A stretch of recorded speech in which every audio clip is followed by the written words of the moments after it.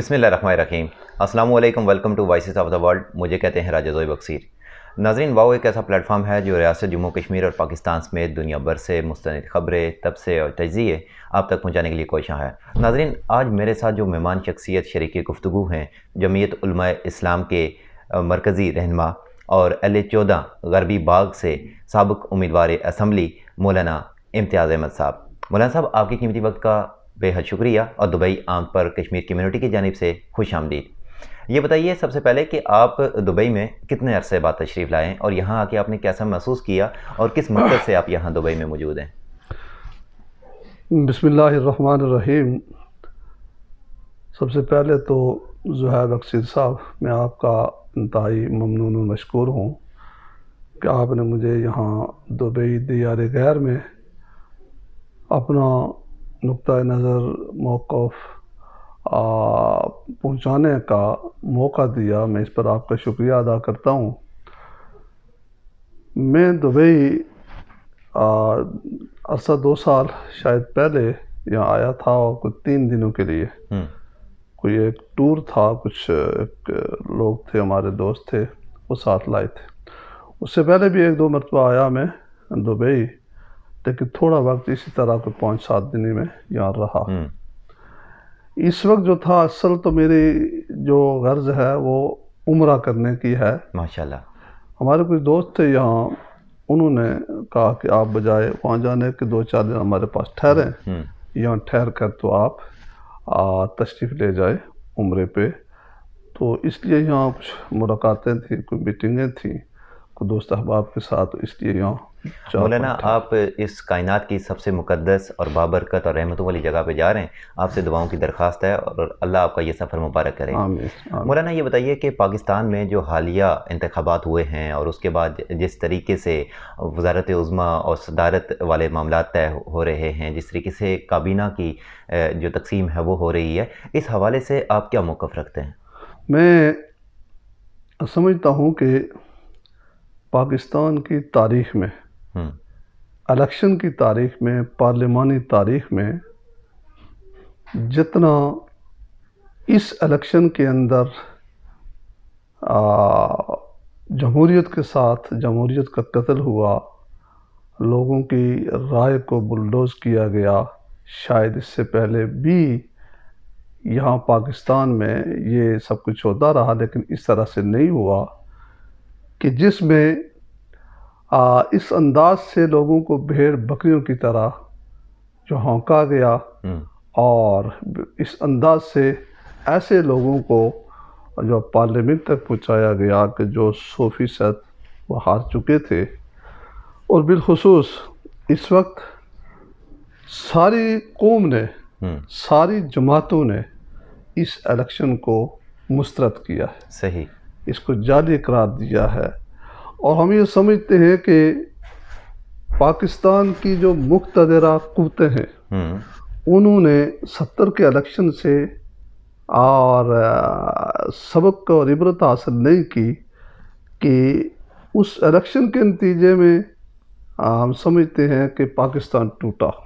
صحیح، پاکستان ٹوٹا، اور پھر اس پر جو حمود الرحمن کمیشن بنایا گیا، تو حمود الرحمن کمیشن کی رپورٹ میں جو مجرمانہ کردار جن کا تھا، ان کرداروں کو سزا نہیں دی گئی۔ اور ہم سمجھتے ہیں کہ جس طرح آپ دیکھتے ہیں کہ 40 سال کے بعد ذوالفقار علی بھٹو کے جو مرڈر ہوا، عدالتی قتل ہوا، اس کے لیے آج عدالتیں معذرت خانہ رویہ استعمال کیے ہوئے ہیں۔ اس طرح سے اس وقت جو کردار تھے، اگر انہیں اس وقت سزا دے دی جاتی، اور ہمارا مطالبہ یہ ہے کہ آج بھی ان کی قبریں کھود کر ان کو اس کردار کی جو مجرمانہ کردار ہوا، غداری کا ہوا، اس کی سزا دی جائے، تاکہ آئندہ پاکستان محفوظ رہے، ایسے لوگ پاکستان کے ساتھ کھلواڑ نہ کر سکیں۔ اچھا مولانا، یہ بتائیے کہ جو موجودہ پاکستان میں انتخابات ہوئے ہیں، اس کے بعد جو کیفیت سامنے آئی ہے، کیا اس کی چھاپ آزاد کشمیر اسمبلی میں بھی پڑے گی؟ آزاد کشمیر کی جو سیاسی قوتیں ہیں، ہم یہ سمجھتے ہیں کہ ماضی میں بھی وہ سیاسی قوتیں جو ہے وہ کسی کے پے رول پر وہاں کام کرنے والے لوگ. صحیح.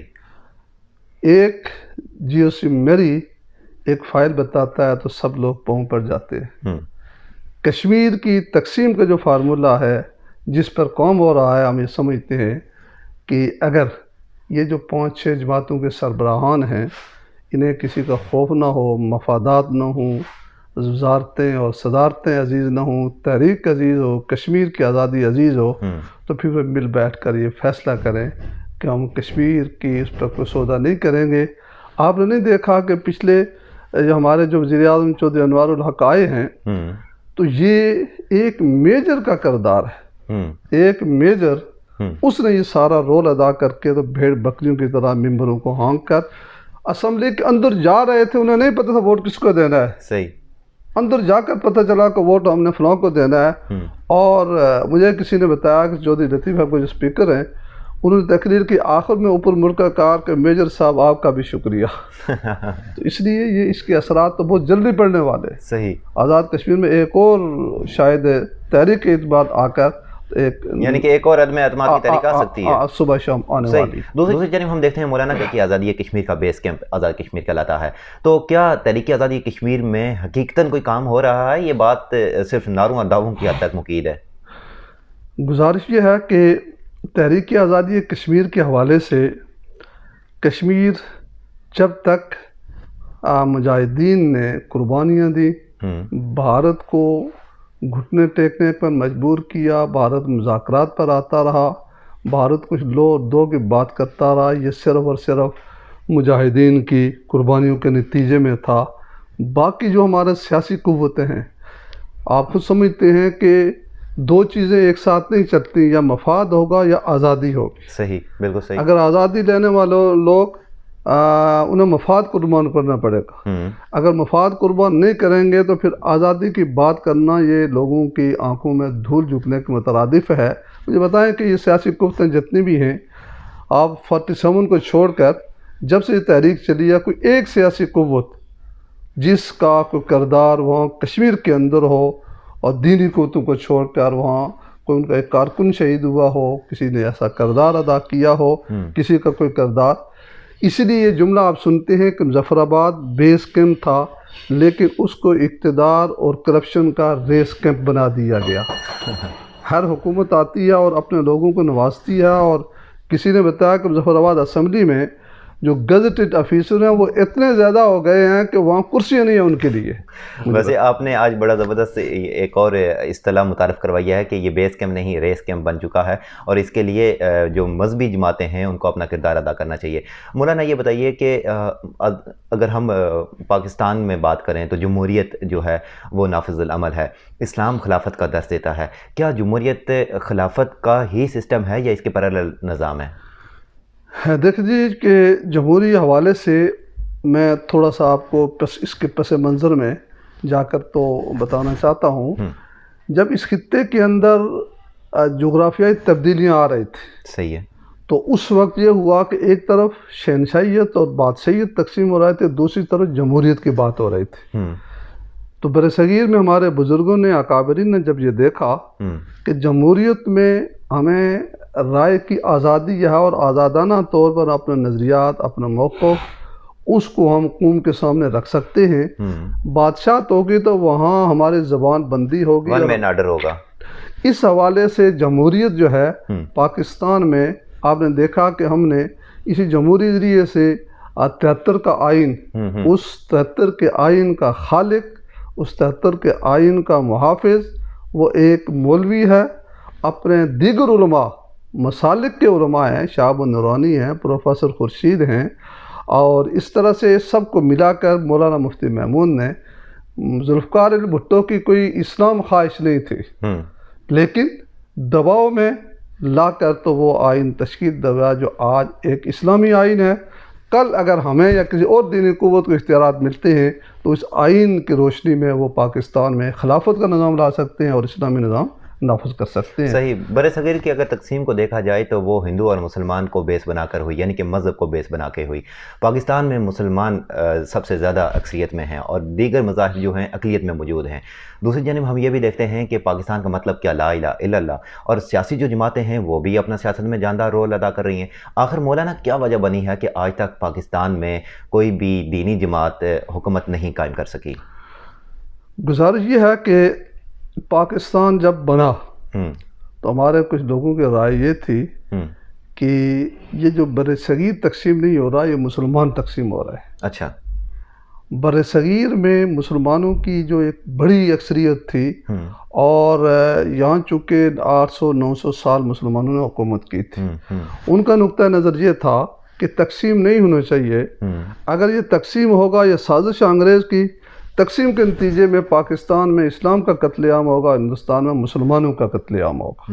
اور یہ بات ثابت ہو چکی ہے کہ آج، اور اس لیے پاکستان میں ہمارے جتنا بھی یہ فورسز ہیں، سیاسی فورسز ہوں، عسکری فورسز ہوں، NGOs ہوں، اور بین الاقوامی اسٹیبلشمنٹ ہے اور نیشنل اسٹیبلشمنٹ ہے، ادارے ہیں، یہ سارے لوگ یہ اسلامی نظام ہے، اسلامی تہذیب ہے، اسلامی ثقافت ہے، معیشت ہے، یہ اس کے راستے میں رکاوٹ ہیں. اور علماء جو ہے وہ اپنی جدوجہد جو ہے وہ کر رہے ہیں، اور انشاءاللہ ہمیں امید ہے کہ حالات جس طرح بگڑے ہوئے ہیں آنے والے وقتوں میں انشاءاللہ پاکستان کا مقدر اسلامی ہوگا، کوئی دوسرا نظام یہاں چل نہیں سکتا. قوم مایوس ہو چکی ہے. صحیح. مولانا کہتے ہیں کہ یاد ماضی عذاب ہے یا رب، تو چھین لے مجھ سے حفظہ میرا. گزشتہ الیکشن سے قبل میں نے آپ کا ایک انٹرویو کنڈکٹ کیا جس میں نے آپ سے سوال کیا کہ آپ نے ماضی میں مسلم کانفرنس کے ساتھ اتحاد 2 دفعہ قائم کیا، آخر اس کی کیا وجہ بنی؟ اور آپ نے مسکراتے ہوئے کہا کہ یہ گناہ بے لذت تھا. اور پھر آپ نے خود سے الیکشن لڑنے کا فیصلہ کیا. جب آپ نے خود سے الیکشن لڑنے کا فیصلہ کیا، لوگوں نے پھر بھی آپ کے اوپر عدم اعتماد کیا. آخر اس کی کیا وجہ ہے کہ حلقہ کے اندر آپ کی جماعت کوئی پذیرائی نہیں لے سکی؟ ہم نے مختلف اوقات میں کوشش کی ہے کہ غربی باغ میں کچھ تبدیلی کی شکل بنے. صحیح. لیکن یہ ہے کہ تبدیلی کے لیے کہ جو حلقے کے اندر ضروریات ہیں، لوازمات ہیں، اور جو شخصیات چاہیے، ہم سمجھتے ہیں کہ وہ کوئی مذہبی شخصیت ہو سکتی ہے.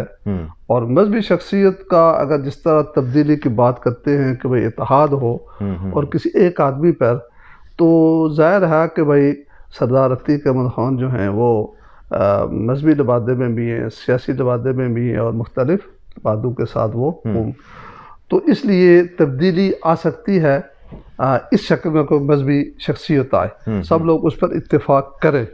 لیکن یہ کوئی ناممکن نہیں ہے کہ غربی باغ میں تبدیلی نہ آئے. صحیح ہے. ٹھیک ہے. مسلم کانفرنس چونکہ اب وہ آکسیجن اسے جاتی عمرہ سے ملی ہے، کچھ آکسیجن ملی ہے، لیکن نہ معلوم یہ آکسیجن کتنے مہینے چلتی ہے. ٹھیک ہے. وینٹیلیٹر میں تو مسلم کانفرنس جا چکی تھی. صحیح. لیکن کچھ ایسے حالات پیدا ہوئے ہیں، لیکن ہمیں یہ امید نہیں ہے کہ تھوڑا زیادہ عرصہ یہ یعنی کہ آپ یہ سمجھتے ہیں کہ جو فی الحال مسلم کانفرنس اور نون لیگ کا اتحاد ہوا ہے یہ زیادہ دیر نہیں چلنے والا، آمدہ الیکشنز میں یہ دونوں اپنی اپنی پوزیشن سے، یعنی کہ اپنی اپنی جماعتوں سے الیکشن لڑیں گے. وہ یہ ہے کہ چونکہ الیکشن تو غربی باغ میں یہ ممکن نہیں ہے کہ نون لیگ الیکشن نہ لڑے. البتہ نون لیگ کو کوئی مضبوط امیدوار ہونا چاہیے. صحیح. جو ہر اعتبار سے مجبور ہو. یہ نہیں ہے کہ اب ظاہر ہے کہ اس شکل میں ہی یہ تبدیلی ممکن ہے. لیکن جمعیت علماء اسلام چونکہ ایک جماعت، مذہبی جماعت ہے، میں اس کا سیکرٹری جنرل ہوں. جمعیت علماء اسلام کا اپنا ایک موقف ہے. ظاہر ہے کہ جب ہم تبدیلی کی بات کرتے ہیں تو تبدیلی کے لیے ہمارے سامنے جو شخصیت ہو اس کا اس لیول کی ہو کہ ہم اس کے ساتھ کھڑے ہو سکیں، ہم اس کے ساتھ کھڑے ہو سکیں، اس انداز سے ہو، بے داغ ہو، اس کے اندر کوئی ایسا داغ نہ ہو. لیکن جمعیت علماء اسلام فی الحال تو خود الیکشن لڑے گی. اگر کوئی اتحاد بنتا ہے تو اس وقت دیکھیں گے کہ کس اتحاد کی شکل میں ہم کس کے ساتھ کھڑے ہو سکتے ہیں. مسلم کانفرنس کے ساتھ ہم نے 2 مرتبہ جو کیا تو ہم نے اس بنیاد پر کیا کہ پلندری مسلم کانفرنس سپورٹ کر رہی تھی مولانا سعید یوسف کی، اور دیر کوٹ میں ہم نے یہ کڑوا گھونٹ پیا اور ہم نے کہا کہ ہم اپنی قیادت کا جو فیصلہ ہے اس کو اگنور نہیں کر سکتے، اور ہم انشاءاللہ ज़िद्दा रतीक अहमद खान की हमायत में हमें कोई परेशानी नहीं थी कि हम इस न तरीके से हल्का के अंदर इस वक्त एक बिजनेसमैन के जाने के बाद डेवलपमेंट के काम शुरू हुए, जोक दर जोक उन्होंने प्रोजेक्ट्स देना शुरू किए। मेरी मुराद साजिद इकबाल से है। और फिर उन्होंने इलेक्शन लड़ने का ऐलान भी किया। अगर वो इलेक्शन में इसी कुव्वत के साथ काम करते रहते हैं इलेक्शन तक, और इलेक्शन में सामने आते हैं, उस वक्त आपका स्टांस क्या होगा? देखिए, ये तो उस वक्त के साथ मैंने पहले आपको बताया कि जमीयत उलमा इस्लाम की शूरा जो है जो फैसला करेगी, उस वक्त फैसला होगा। कब्ल मुफाहमत की सियासत ज़ाहिर है जमीयत उलमा इस्लाम भी करती है। जैसे आपने कहा कि पलंदरी में सैयद यूसुफ साहब खड़े हुए, वहाँ पे स्पोर्ट की मुस्लिम कॉन्फ्रेंस नहीं हो रहा है। हल्का के अंदर जो है एक लिहाज से आपकी कुर्बानी दी गई और फिर आपको सपोर्ट करनी पड़ी। तो क्या आने वाले वक्तों में सरदार अतीक के मुकाबले में जो भी मजबूत उम्मीदवार हुआ, उसकी सपोर्ट में जमीयत उलमा इस्लाम खड़ी हो सकती है? देखिए, उस वक्त में जमीयत उलमा इस्लाम की शूरा जो है जो फैसला करेगी, क़यादत फैसला करेगी, वो किसी के हवाले से, अगर अतीक खान के बारे में हो सकती है तो फिर किसी दूसरे बारे में अगर होती है।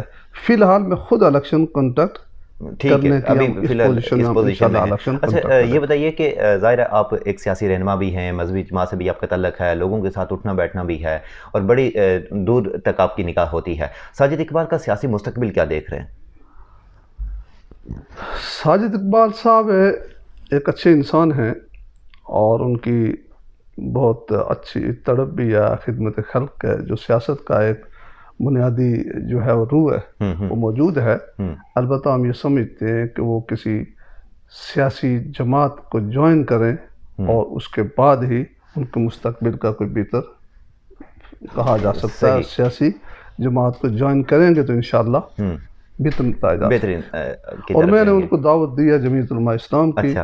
पहले भी 5 साल पहले भी दी और आज भी जमीयत उलमा इस्लाम इस्लामी निज़ाम के नफाज की जद्दोजहद कर रही है और हर फोरम पर आपको जो है वो सरमाया आपका हो और हम सपोर्ट भी हम करें, मंशूर जमीयत उलमा इस्लाम का हो तो इंशाअल्लाह अज़ीज़ बड़ी तब्दीली की भी सही। मौलाना, बड़ा बाबरकत महीना आ रहा है।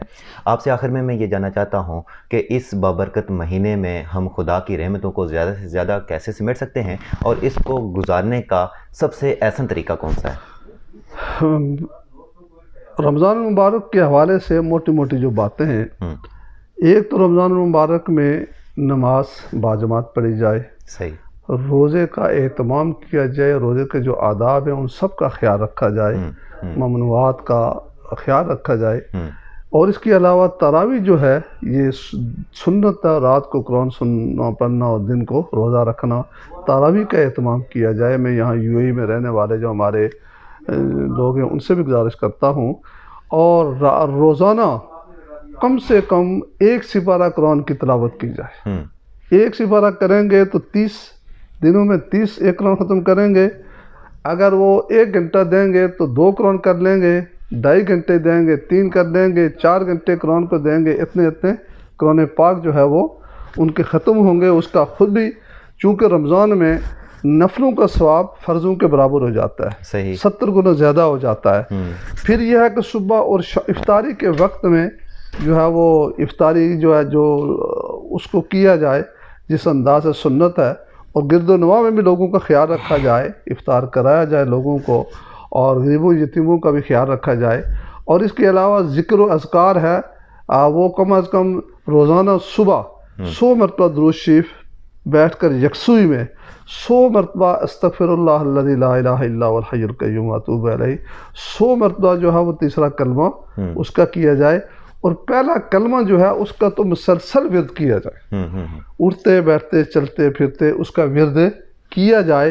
तो ये है रमज़ान मुबारक का जो है गुजारने का एक बेहतरीन तरीका है। इंशाअल्लाह इसका बहुत ज़्यादा पूरे साल पर इसके असरात मुरतब होंगे। आखिर में मैं यूएई में रहने वाले हमारे जो कारोबारी शख्सियात हैं और अपने जो लोग यहाँ आए हुए मुलाज़मीन हैं, मैं समझता हूँ कि जितना सरमाया यहाँ से पाकिस्तान में पाकिस्तान की सपोर्ट पे यहाँ से जाता है, पाकिस्तान की जो हुकूमत है और उनके जो एम्बेसडर हैं, सफ़ीर हैं, मैं यहाँ हूँ या दीगर जगहों में, वो इनके तहफ़्फ़ुज़ और इनके साथ जो इनको प्रोटोकॉल जो स्टेटस होना चाहिए वो नहीं कर रहे हैं। मैं इस आपके फोरम की वसातत से मुतालबा करूँगा, पाकिस्तान की हुकूमत से करूँगा کہ وہ اس حوالے سے پالیسی بنائیں تاکہ ہمارے یہاں جو لوگ اتنا بڑا سرمایہ بھیج کر ملک کو کھڑا کرتے ہیں ان کا جو ہے سٹیٹس، ان کی عزت، ان کا احترام، ایئرپورٹس میں آتے جاتے ہر طرح سے ان کا جو ہے خیال رکھا جائے، ان کا خیال رکھا جائے۔ مولانا آپ نے بڑی اچھی گفتگو کی، اور رب العزت سے دعا ہے کہ وہ آنے والے بابرکت مہینے میں ہمیں اس کا احترام کرنے کی اور پھر قرآن کو ترجمے کے ساتھ پڑھنے کی اور تفسیر کے ساتھ سمجھنے کی توفیق عطا فرمائے۔ آپ کے ساتھ آئے ہوئے مولانا عرفین صاحب کا اور آپ کا بالخصوص شکریہ، آپ نے قیمتی وقت دیا۔ اور ناظرین، جاتے ہوئے بس آپ سے اتنا ہی کہنا ہے، حد نظر سے آگے زندگی اب بھی مسکراتی ہے، ہمارا پیغام تو محبت ہے، جہاں تک پہنچے فی امان اللہ۔ شکریہ جی، شکریہ جی۔